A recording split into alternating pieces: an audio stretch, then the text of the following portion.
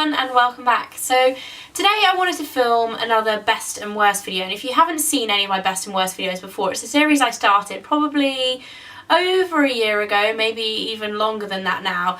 Basically just talking about either individual brands or specific products like drugstore concealer, best and worst, things like that. And I started doing them within specific brands. I think I've done MAC and NARS.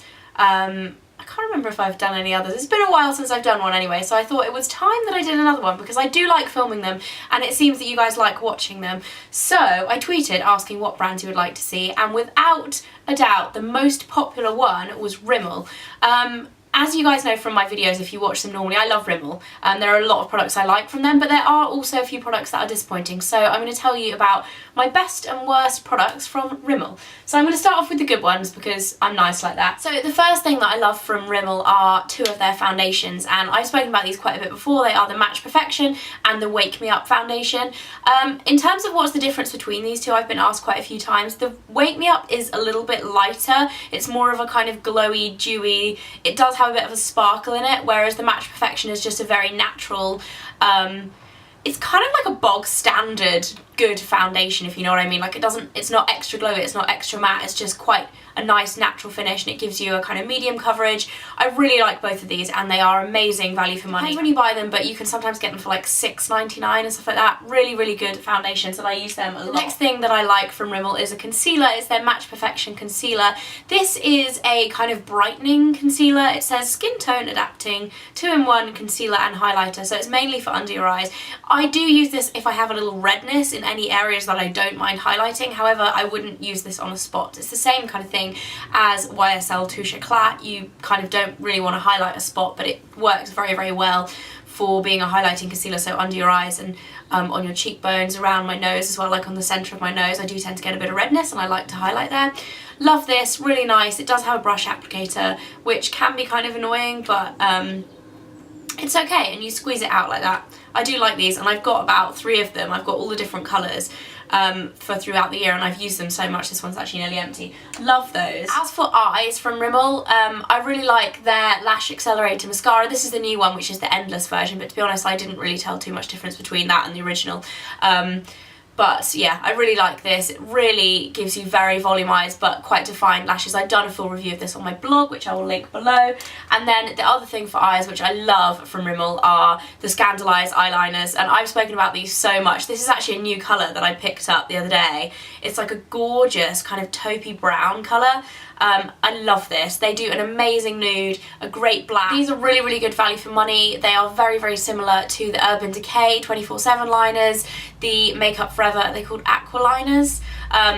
Basically any kind of gel texture pencil liner. These are amazing, absolutely love them. Can't go wrong with those, and I'm looking forward to trying this colour because it's a really pretty kind of taupe. I think it'd be good for daytime wear. And then moving on to lip products from Rimmel. 2 things I absolutely love from there. Number 1, the Apocalypse lip lacquers. These have had so much coverage online that you guys will probably have seen them already. Amazing pigmentation. They last like 6 hours without topping up. Really good. The colours are really nice. They are quite bright, so if bright colours really aren't for you, there is one nude in the collection, but it's quite a pale nude, if you know what I mean. Like, I wouldn't necessarily wear the nude, even though I would wear the bright colours. So if bright colours aren't for you, they might not be for you, but they are really lovely, especially if you like the red is just gorgeous. I love it. It's a real vintage looking red. And then their lipsticks I adore. These are 2 of their Kate Moss lipsticks. I'm pretty sure all of their lipsticks, or with the same packaging, with the slanted top, are the same formulation, but Kate Moss has her own line for them. She also has the matte ones. I've never tried the Kate Moss matte lipsticks, so yeah, let me know in the comment section below if you guys have tried them, what you think of them. I generally don't tend to go for matte lipsticks. I tend to stick with more kind of satin finish. These are amazing.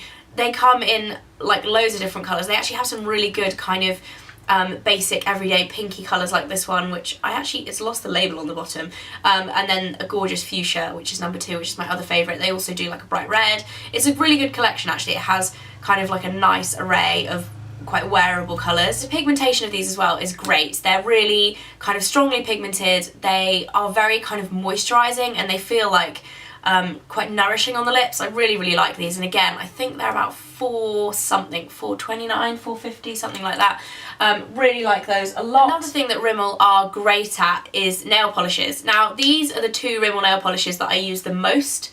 They aren't colours, weirdly, because they do some really good colours, but they are the nail tip whitener, which is amazing for French manicures, like makes them 10 times easier, and the matte top coat, which is the best matte top coat I've ever used. I really like it. The colours are great too, the formulations are fantastic. They do the 60-second ones, which dry really quickly, and then the slightly more expensive Rimmel Pro ones come in a bigger bottle, and they have lycra in them. I don't really know kind of how that technically works. I think it makes them bend better so they don't chip so much. Either way, they're really good, long lasting, like it's just a kind of good fix, especially the 60-second ones. If you're looking for a colour and you don't want it to cost you too much money, I think they're about £2.50, and then these are about £5. So yeah, love the nail polishes. And last but not least, for my Rimmel favourites, this is actually something that I bought yesterday as well, because it's such a kind of retro favourite for me that I didn't actually have one in my collection, so I went and repurchased it for this video, and also to use because I'm actually going on holiday next week, so it will be very useful. But it is their natural bronzer. This is just one of those classic products that my sister used when she was a teenager, and it was one of those things I used to steal from her and then went on to buy my own. They are pretty much matte. I always thought they had a little shimmer in them. You do get like the limited edition ones that have the shimmer overlay. I just like the original plain matte one. This one is in Sun Bronze, number 22. Just a great kind of bog standard bronzer if you're looking for something that isn't expensive but does the job. It's a nice colour, it's not too muddy, it's not too orange. I would recommend this one. Yeah. They do, however, have a few products that I don't necessarily hate. There are a few that I really dislike, and there are also a few that I just think are really disappointing.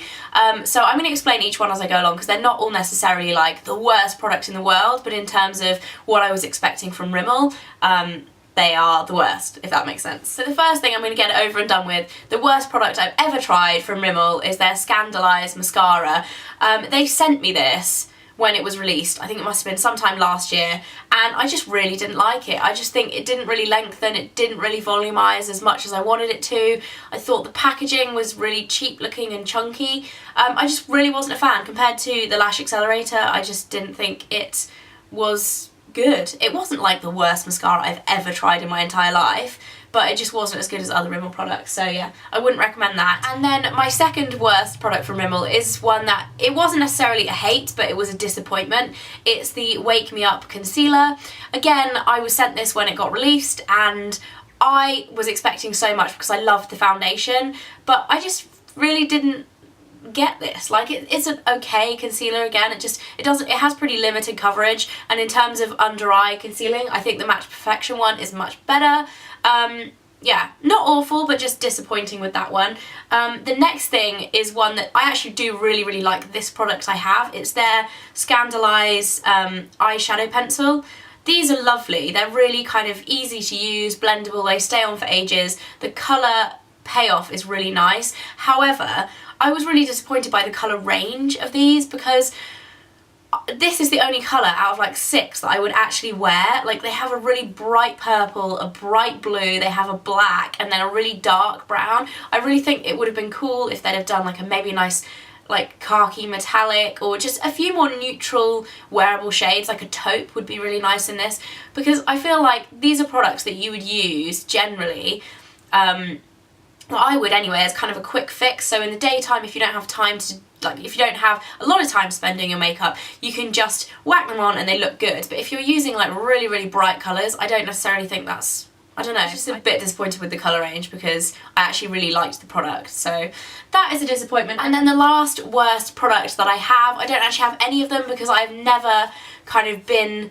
lured into buying one, and they are the Rimmel eyeshadows. I think the eyeshadows from Rimmel really kind of let the brand down. I just think the colour range isn't fantastic. There is one nice colour that looks amazing. I think it's Smoky Topaz or something like that. It's a really gorgeous like lilac-y taupe, but it's always sold out and I've never been able to buy it, so that's annoying. But apart from that colour, there really aren't like any that really shout out to me and say buy me. I've always been a bit disappointed by their range, so I feel like I want to challenge Rimmel and be like, bring out some awesome eyeshadows, because they are bringing out such cool products this year. Like in the last year, they've brought out the Apocalypse, they've brought out the Scandalised eyeliners, they've brought out the shadow liners, like just so many cool launches. I feel like they really need to revamp their eyeshadows.